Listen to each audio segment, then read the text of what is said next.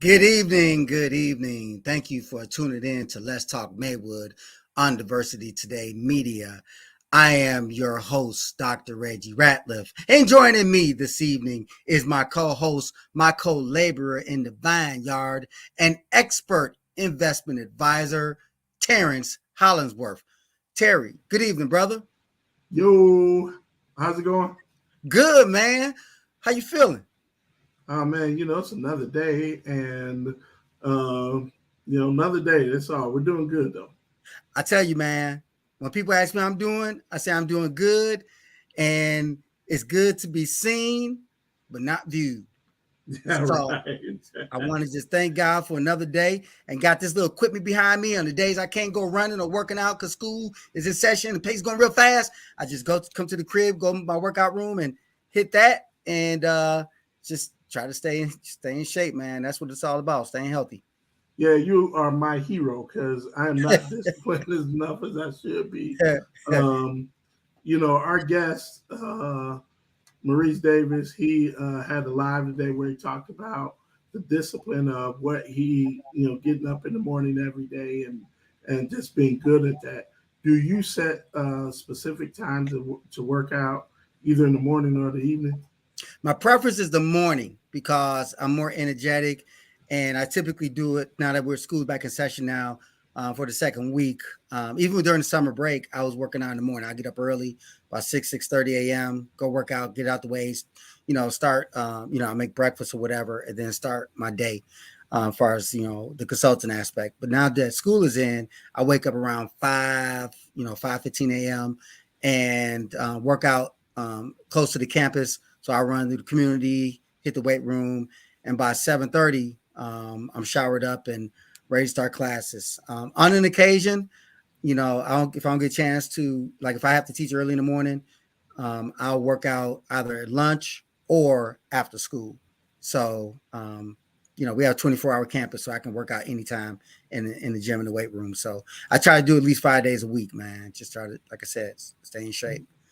Yeah, the discipline of getting in the gym and life and all these things all are so closely intertwined is Yeah, bananas because yeah, primarily what I do and kind of what we talk about is mm, investments and long-term wealth creation yeah, and yeah, the way that works you have to have discipline, you have to yeah, put some money to work and you want some time so that the market does what it does, the economy does what it does, and then therefore, if you're in the game, you're gonna make some money, you're gonna create some wealth, all those things. So, yeah. That's what it's all about, man. Wealth creation. Again, the Bible talks about to leave an inheritance for our children's children. And with that said, I interpret that is that you make enough money to pass it down, and we do that by smart investing, yeah, by being smart and doing our homework, and then taking our classes that's virtually, and it's free, taking advantage of those. And I know Mr. Davis, he's going to talk about that as well from the financial aspect, because his background also includes finance. So I'm excited about that. so a couple things I want to. One thing I just want to hit up on is announcement came today, and it's relevant to Maurice when he comes on because he talks a lot about he's helping businesses, small businesses, people create brand awareness and ultimately grow revenue. But Visa, they made an announcement today that they were raising merchant fees. Mm, And what that means is that the cost that merchants pay for when you buy something on a credit card, that cost is going to be passed down to the consumer. So what are we looking at? We're looking at higher prices going forward. mm-hmm. Many things, we learned with Warren Buffett, if you pay attention, Yeah, and this is one of the reasons why, whether you have money at work or not, you should pay attention to companies' earnings and their quarterly calls and stuff like this because they give you some insight on what's going on in the economy. right. So Warren Buffett during COVID and a lot of other companies like Well, we see that we can raise prices and the consumers are still spending, Mm-hmm. Mm-hmm. right? Yeah. And so what do? They raise prices. Right. Well, 2 years later or 3 years later, what we're also learning is what? That we ran out of, our savings, and now credit card debt is higher now than it Yeah. was Right. during pre-COVID. So Pre-COVID. Yep. yeah, so these fundamental disciplines that we started out talking about remain the same. You have to have work inside the budget. You have to put some money away for compounding interest. You have Yeah. to be disciplined. You have to do it all the time. So, Right. I wanted to make sure we talked about that. I want to get out of the way so we can talk to Maurice because he has some great things that he's going to talk about. There's a lot of businesses that in Maywood that can benefit from this. And Yes. I'm happy to have him on. I'm happy to have him on as well. And I'll see you on the other side, Terry. And certainly I'm excited about introducing Mr. Davis to the audience. Before we go, tell them how people can get a hold of you. So if you need to contact me for any questions or comments, or inquire about our financial education class, or even my consulting services to help those who aspire to be business owners or receive grants, you can contact me at sratliff68@yahoo.com. I look forward to hearing from you and also continue to tune in to our podcast. See you guys next week. Peace. I'd like to introduce our guest. He is an experienced marketer. He also has a strong background in finance. As we mentioned in the pre-podcast, his name is Maurice Davis. Mr. Davis has helped over 400 business owners gain confidence in how they get customers. Mr. Davis prides himself on being a little crazy, if you will, with his ideals on marketing. Mr. Davis is a two-time published author and marketing professor at Kirkwood College in Cedar Rapids, Iowa. You can find him writing, teaching, or discovering interesting nuggets about marketing. His passion for the subject comes from his conviction that marketing can change the world. Mr. Davis goes by two rules to live by: help people without expectations and speak what's on your mind. He holds a bachelor's of science degree in finance at Upper Iowa University and an MBA in marketing from Capella University. Without further ado, I'd like to introduce Mr. Maurice Davis. Hey, Brother, my brother. Little crazy. Crazy. Remember all the craziness? Yes. Control Yes. crazy, but crazy. Yeah. Yeah. So how you doing, Mr. Davis? Keeps things fun. I'm doing well. Absolutely. I'm doing well. Life is as I say, I'm out here winning. So There I you ain't got go. no complaints. There you go. I love it. Yeah. I love it. Now, for those out there who may not know Mr. Davis, he is originally, correct me if I'm wrong, from Illinois, the great prairie state of Illinois, right? By way of Yeah. the South Side. He's from South Side. Where about on the South Side today? Apparently I'm not from the best side. It's Right. what I heard. Yes, It's sir. what I Yes. heard. It's what I Yes, heard. sir. Yes, sir. My family lives over by like Simeon High School. Okay. Yep. So like is that 79th or 79th? yeah. Okay. Yep. Nice. So your journey to Iowa. Ooh. How did it, well, actually, before I ask you that question, you also attended Plainfield South High School, right? I did. South. Okay. Yeah. And I said jokingly before the podcast, how many brothers were how many brothers and sisters were in your class, your graduation class? Man, like two. Wow. Yeah, Now they have Southside in the house.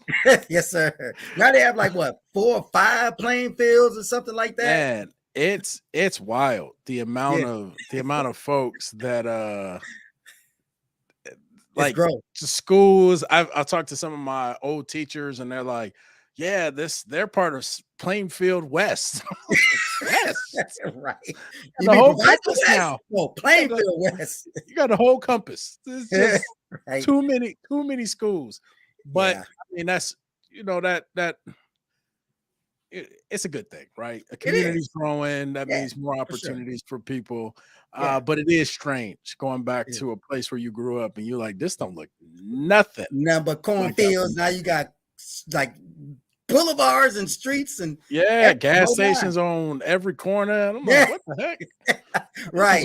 This is a cornfield. But you know what? That's a good thing. Like you said, I think about back in the day. I'm a little older than you, coming from Maywood. Yeah. Bolingbrook was the same way. All they had was Bowden Avenue, Bowden Road. And now, it's grown. Same thing with Plainfield. Now, even Oswego, I'm like, ain't no black people in Oswego. But yeah, they got Oswego East, Oswego West, Yeah. and the Plainfield. It's a good thing.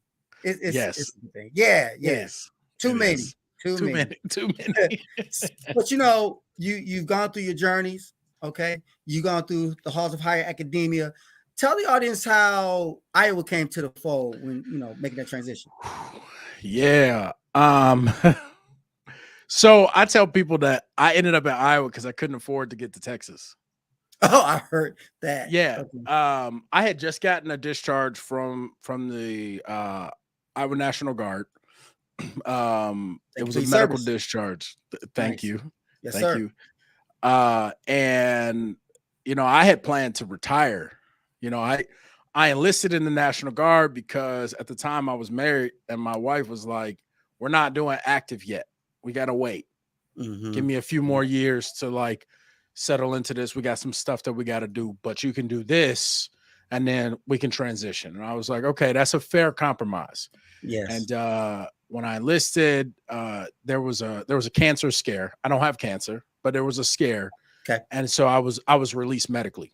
Okay. And so when you think that you just like it'd be like you think you got adopted by a family, and then next thing you know, they kicked you out. Right? Really bad mental space. And so I was like, I just need a change. And so looked at a couple penitentiaries because you're in the military, you get out, you're in police force. Well, I did a combat arms job. You're in a police force or you do something military wise. And then next thing I know, I ended up here because I only had like $250 in my bank account. And that was way less than a plane ticket to Texas. Understood. So you said that you was serious, but joking, but serious at the same time. Understood. Yeah. Joking, but very serious. Very serious. Yeah, indeed. Well, I believe that God puts us in places for a reason. And you wind up in Iowa. You attended up Iowa University. You moved on to get an MBA at Capella University, online school. And now you are a steward of God's work in terms of helping businesses. And your bio said that you've helped over 400 business owners gain confidence in how they get customers. Talk about that, the marketing aspect of your area of expertise. Ooh. So the 400 business part is a little interesting. I run a program here in Cedar Rapids where we work with local business owners, helping them like kickstart and build out their entirety of their business, not just the marketing piece. Mm-hmm. That's actually how the marketing part got started. I was serving these business owners, and what we kept finding was that they needed help marketing well beyond the scope of the program. And so I started doing lives just like this, where I would bring business owners in and we would do something with their marketing, whether it be Google My Business or help them with like social media. And then one day somebody gave me $100 and that was like, okay, let's do this for real. So it just kind of grew from there. Yeah, it was, I tell people that like my business started on accident, just through like, honestly, stewardship, right? Like I was like, I just want to help folks. And then, stuff started lining up. Next thing I know, I got a business. Wow. That's amazing. Do you have, regular requests from potential customers to help with marketing aspects, specifically like building a website, for which we'll talk about in a moment? How did that kind of link together? Yeah. I do have regular requests. I I actually don't enjoy building websites. Mm. Not for clients. I prefer to just show you how to do it and kind of let you do your thing. Yeah. But I do get requests relatively often for stuff like building websites. Yeah. How much do you charge for the lessons, the class? The lessons that I do, they're free. Say it again. Right? They're free. Free 99. Wow. Nice. I'm happy to show you, and what I show is the foundations you need to empower yourself to do the rest. Mm-hmm. I'm not showing you everything, right? Because the truth is most of us, the only reason why we don't try certain stuff is because we're afraid to mess it up. It's not that the thing is so hard. And so building a website is not that difficult. We just need a safe space that we know that if I mess up, I have somebody that is there that will guide me on how to fix it, and reduce the risk of like me feeling like I'm going to fail at it. And so when you see a customer or client have success in building a website or utilizing a marketing technique or whatever you teach them, how do they react? Is it excitement, shock? What are their reactions? Because you mentioned something that's interesting. The fear to step out. Yeah. What's usually the response that you receive? It's usually like it's magic. And so I have people that most of the people that I work with, entrepreneurs are inherently stubborn. And it's that stubbornness and willingness to do what everybody's telling you not to do that puts you in the mental space to be an entrepreneur. But it's that same characteristic that makes you difficult to coach. And so most of them, it takes us like, this is what you need to do. And then we're like, well, I want to do it my way. And I'm like, well, do it your way. Right. When you're ready to do it this way, yeah, then we'll work on it. But I'm very to the point, and I want to help you, right? But I'm not going to do this back and forth thing. Right. We're just going to do it, or we're not going to do it. Right. And so many of the time it's like they learn the technique, they don't apply it, they go off and try something else, it doesn't work, and then they go back and they apply the technique that we talked about and they see some success and they're like, I should have did this first. I'm like, yellow. I've been here before. Right. Right. I've seen this story before, but it's okay because you have to experience that like bump in order for you to be like, okay, I understand why entrepreneurs are the way we are. Right. We're constantly afraid that somebody's going to take advantage of us. Yeah. And so even when I'm saying like, I just want to help you and I'm gonna get mine eventually. I don't know. Right. I don't necessarily know like where, how, when, or whatever, but I'll help you and I'm gonna get mine somewhere. And so I don't worry about a lot of the stuff that maybe some other coaches get really bent out of shape about. And so it can seem like, why does he want to help me? I could relate. Yeah. I could relate. Yeah. Do you ever get this? This is too good to be true. Why aren't you charging? Like, are you legit? Like, yeah. So here's the truth, right? A lot of the stuff that I do, they have alternative revenue sources. It's not that I'm not getting paid. It's that you're not paying me. Right. And that's the difference. And so, like, again, I'm transparent, right? If you do my website class, some of the stuff that I recommend you use, they're affiliate products. So if you buy them, that's how I get paid. Right. If you don't buy them, then it doesn't matter. Use whatever you're going to use. Right. I'm still going to be here doing what I'm going to do. Absolutely. And if you want me to be able to help you to the maximum capacity, then you need to use these tools anyway, because those are the tools that I know how to use.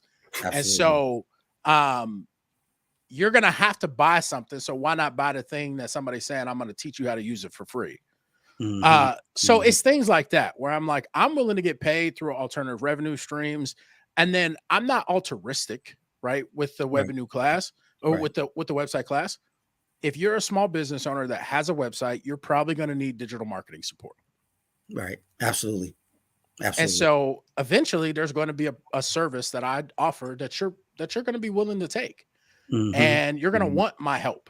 And so it's not, I try to tell people all the time, like, I'm not out here like trying to be Superman. It's just helping you grow makes logical business sense. Especially if you're an entrepreneur, right? Yeah. Or aspiring entrepreneur. Yeah, absolutely. So the website, this 5-day class is online, right? Yeah.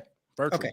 So is it a flexible in terms of, the days of the week, or, how does that work? It's not flexible. You get 5 days, and then those classes come down. It's free, as in it doesn't cost you any money for me to show you, but you have to commit the time. And so in the 5 days, it's probably about 9 hours worth of time that you're going to have to spend with like watching videos, me going live, asking questions, stuff like that. So that's what you pay is your time. And when that 5 days is over, I give you a 2-day grace, and then I take them down. And matter of fact, it's time for me to take the ones down that we just did, because what I have learned in helping entrepreneurs is that if I give you unlimited amount of time, you will never execute.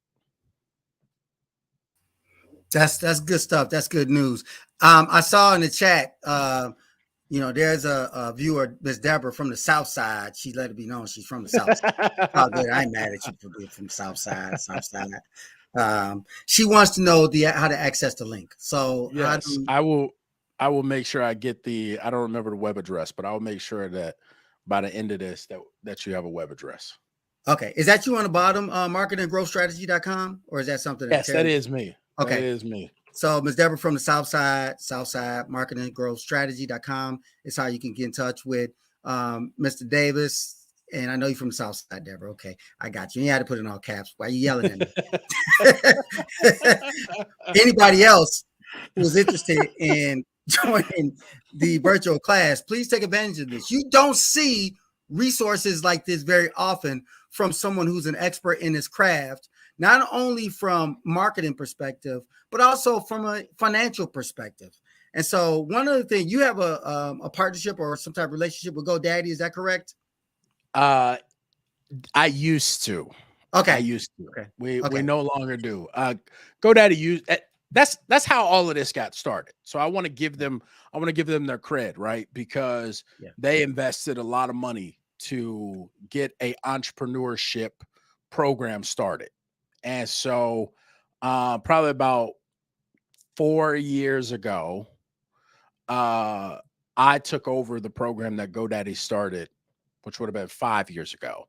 And we had a relationship for quite a long time. And then they no longer offer the training or offer that program nationally. So the organization that I work with continued the work, and I continued to run the program, and we changed things up a bit. And so that's why we're getting the website training stuff now that was not offered this way before. Is there something as far as like strategy or techniques or anything like that, or time from learning, from GoDaddy? Was there anything that you took from that experience that you carry it with you to this day? Into particular? Not in particular from like the GoDaddy team. When I took this program over, I had never ran like a cohort style program before. Okay. And so now I'm real confident. Now you're like, hey, I want to do a program, and I'm like, I got you. We can build it. Nice. So that's something that I will forever be able to do. And it's equipped me to do other things like design my own individual courses and feel real comfortable speaking on stage. And so there are tons of like other elements that I've picked up from that, but I wouldn't say I got something specific from the GoDaddy team. Right. Understood. Well, yeah, it was a good experience working with GoDaddy. Yes. Okay. Your experience with Kirkwood College, talk about that. Oh, yeah, that's so I got my AA from Kirkwood. So that was like it was not my first experience with college, but it was where I went back to college, finished my first degree. And then 10 years later, now I'm getting an opportunity to teach one of their marketing classes. There's not a ton of conversation I can get into about Kirkwood because this is Sure. actually my first cycle Okay. with them. But we're having I'll say my students and we're having some fun so far. Nice. And they've already commented on the fact that I'm a different breed of teacher. So I don't know if that's a good thing or a bad thing, but they're like, you're not like my other teachers. Wow. All right, cool. I would take that as a compliment because you're still there. Yes. So, well, good stuff. I want to kind of switch gears for a second about the financial aspect. Marketing is certainly important, especially in our community, Black and Brown community. We need to continue to strive towards excellence in the area of marketing our services, marketing our products, and the service you provide is instrumental, and it's a great asset to the community. I do hope everyone takes advantage of this. On the flip side, finance. That is something that's rarely discussed. Talk about your experience about the world of finance. I know you have something to contribute regarding that. What you want to hear about? Well, your experiences with finance, how it relates to how we handle finance, whether it's specifically running a business, the business aspects as an entrepreneur, sole proprietor, partner, whatever the case may be. Yeah, this is an interesting question. I'll say as I continue to work with small business owners and specifically small business owners that look like us, most of us are not equipped with the accounting acumen necessary to kind of do this by ourselves. And so we have to be either willing to go out and learn it or pay for it in order to be successful in the long term. Because there's a lot of mistakes that you can make that are they hurt when you look back on them and you're like, I didn't have to make that mistake. And I look back on a lot of mistakes that I've made and like, I didn't need to make that mistake. I know better. Right. So that would probably be the thing that I've seen and learned the most is like, I'm a fan of Damon John, and he in one of his books, The Power of Broke, he talks about like the mistakes that you make when you have the mistakes that you make when you have like $1,000 are the same mistakes you'll make when you have $100,000. The only difference is one will be $100 mistake and the other will be a $10,000 mistake, but it's the same mistake. Yeah. And so we do that with our finances all the time. Like I remember I paid someone to be like featured member on a website. And it was ridiculous. But I just had the extra cash flow. And because I didn't sit down and like plan out what I was going to allocate those dollars, I was like, well, it's extra money. We'll see what happens. But it wasn't extra. Right. It was unallocated. And that was the mistake that I made. You said unallocated. What does that mean for the audience who may not understand? Like we got to understand that like any money that comes in, there's no such thing as extra. You just didn't put it where it needed to do its work. And so when you have unallocated funds, you haven't given it an assignment. And so it's not able to work for you. And so a lot of times when we're like, I have extra money, no, you have money that is not assigned. Wow. And so we need to give it an assignment so it can actually do work. Love it. You have a request. Are you going to, plan on bringing these type of programs to the Chicago area, whether it's the South Side or West Side, West suburbs, or wherever the case may be? That's really interesting because my team and I have talked a lot about moving programming to Chicago and doing more programming in Chicago. So the answer is it's high on my radar. Some things that we're trying to pull together are location and then the right partners. Right. that can Right. that can help us fill these cohorts, right? Because Yes. again, to all my people out there that are like, why does he do this?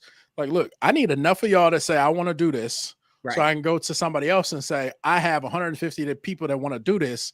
I Yeah. need you to pay for it.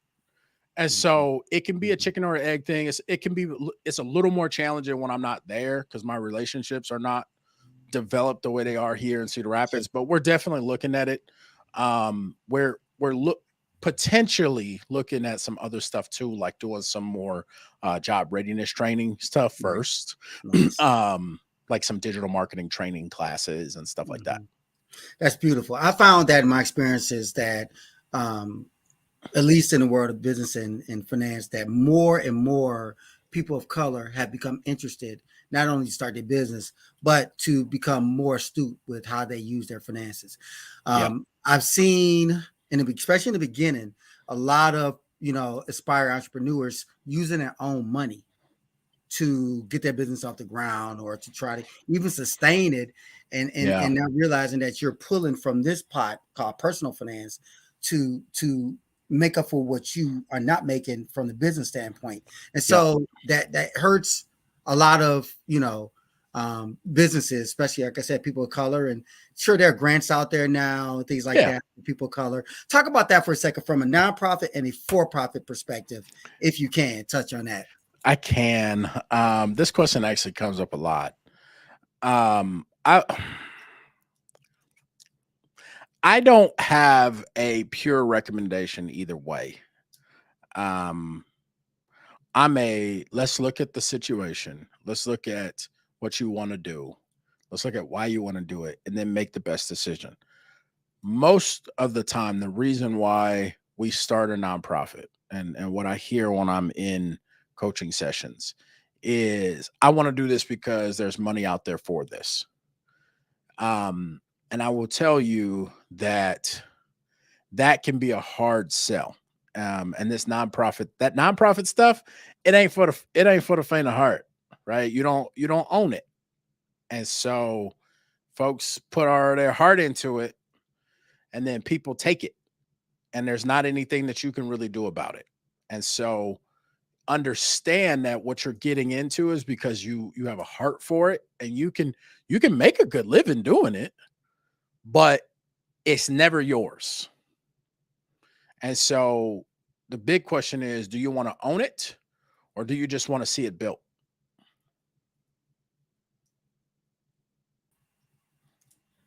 Profound. Do you want to own it or do you want to see it built? Now, Yeah. like you said, you prefaced that comment by saying you could do good financially in the Yeah, nonprofit sector. absolutely. Absolutely. Absolutely. We see it all the time. Absolutely. However, there's two different mindsets, right? For Definitely. profit v nonprofit. Yes.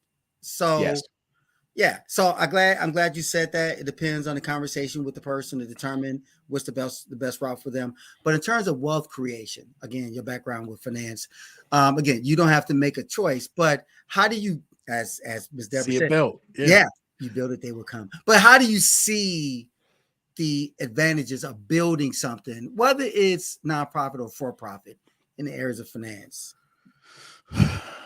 Ask me that question a different way because I'm struggling with how to answer that.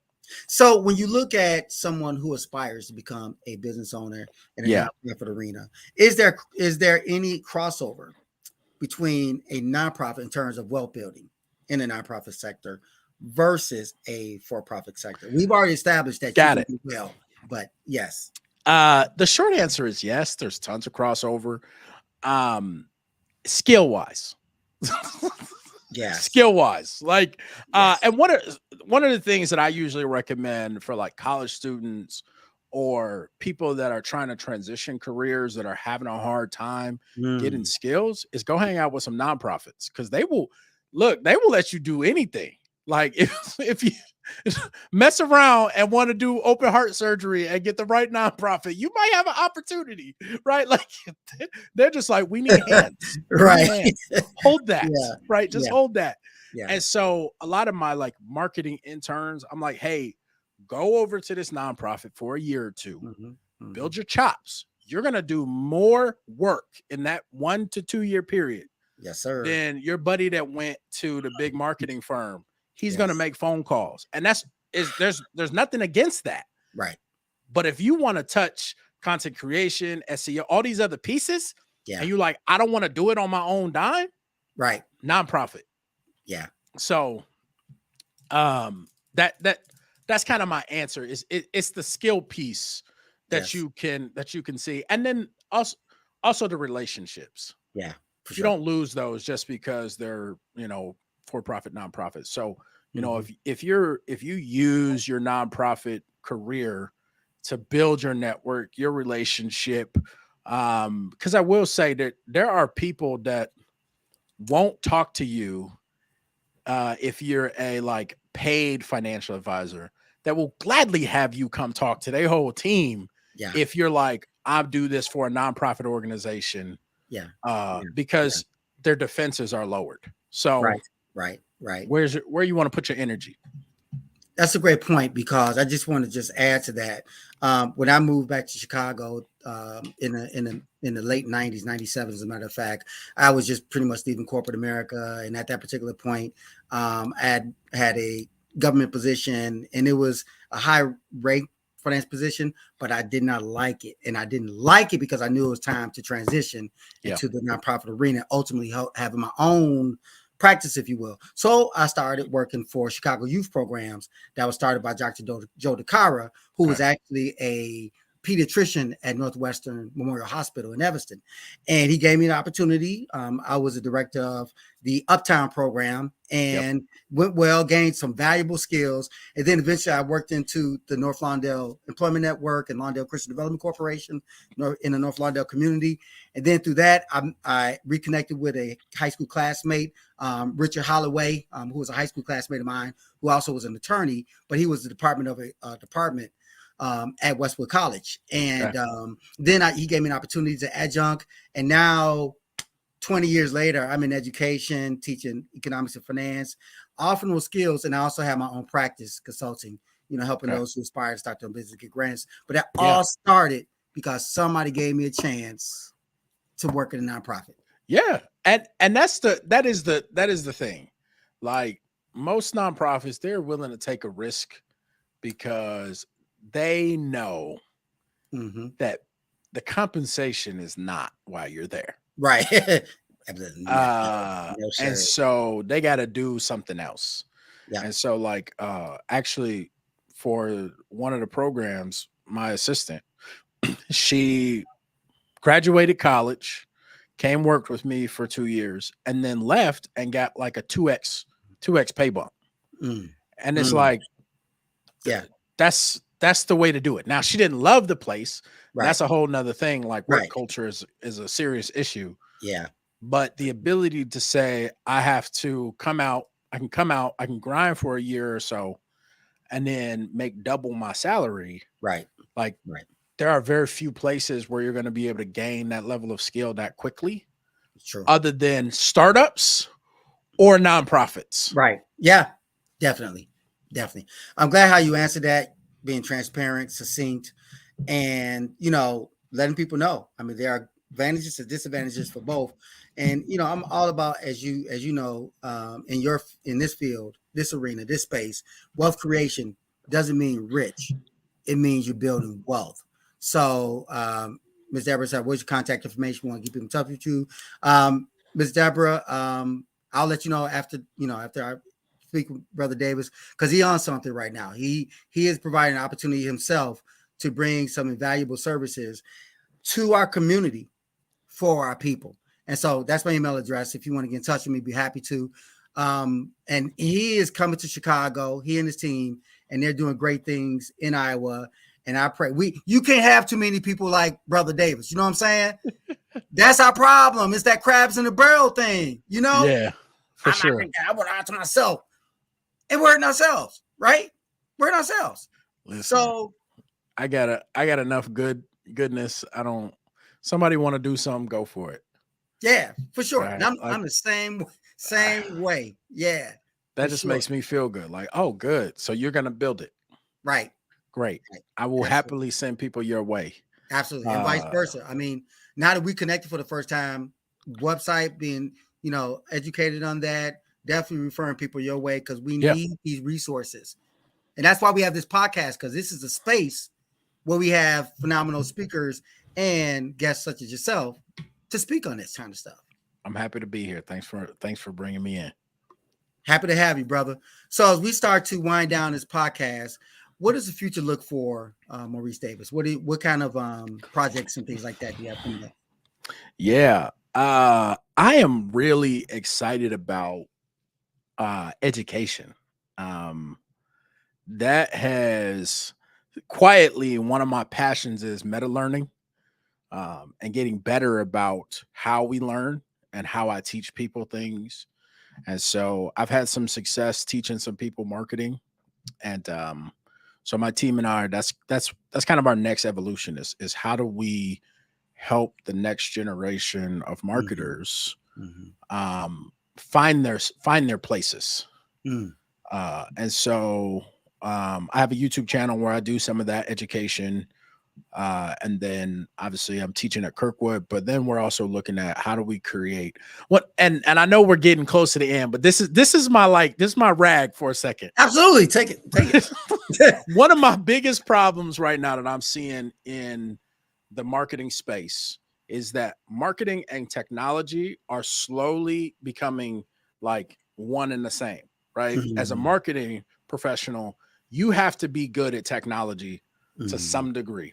And as that relationship collides more, the rate at which you need to be learning is increasing. And unfortunately, I love my colleges and my institutions. Yeah. Oftentimes they are really slow to make the necessary shifts. And so our marketing students are leaving and feeling less than prepared or less prepared than they should be. Okay. And it's not the fault of the universities and institutions. I love what they're doing, but there has to be something else to augment that that can move at the speed of technology. And right now it just doesn't exist. Some folks are doing some boot camps, but the problem with those is that like they teach digital marketing from the standpoint of like, I just want to give you the introduction, but there needs to be like the intro and then some elective piece. And we're looking at like, how do we do that? And then how do we help you find a job? You know, if you're going to come spend the time, you got to be able to spend the money. Absolutely. And so if anybody's curious, if you are a new marketing professional or you want to transition into marketing, the YouTube channel is called Marketing Stuff.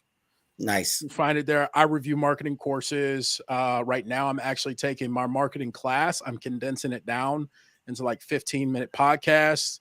And so by the end of the semester, you'll have the equivalent of a introduction to marketing class on YouTube. That'll probably take you less than an hour to kind of get through the content. Right? And what's it called again? Marketing Stuff? Marketing Stuff. Nice. On YouTube. Yep, over on YouTube. Sweet.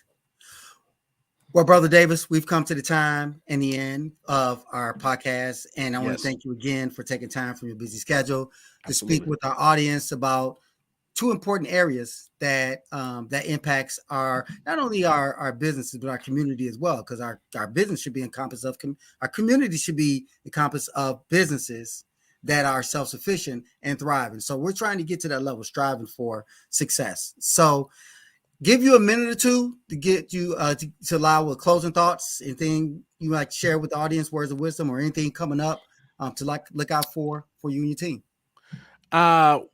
Nothing for me. I'm gonna give you something for you. If you are a small business or you think you want to get into small business and you're struggling with this marketing stuff, I will tell you, don't make it more complicated than it has to be. Think about it like you develop relationships with people. Do the things for your clients, customers, and getting to know them the same way, if you good with people, that you would do with getting to know someone new. And oftentimes you're going to come up with the right answer.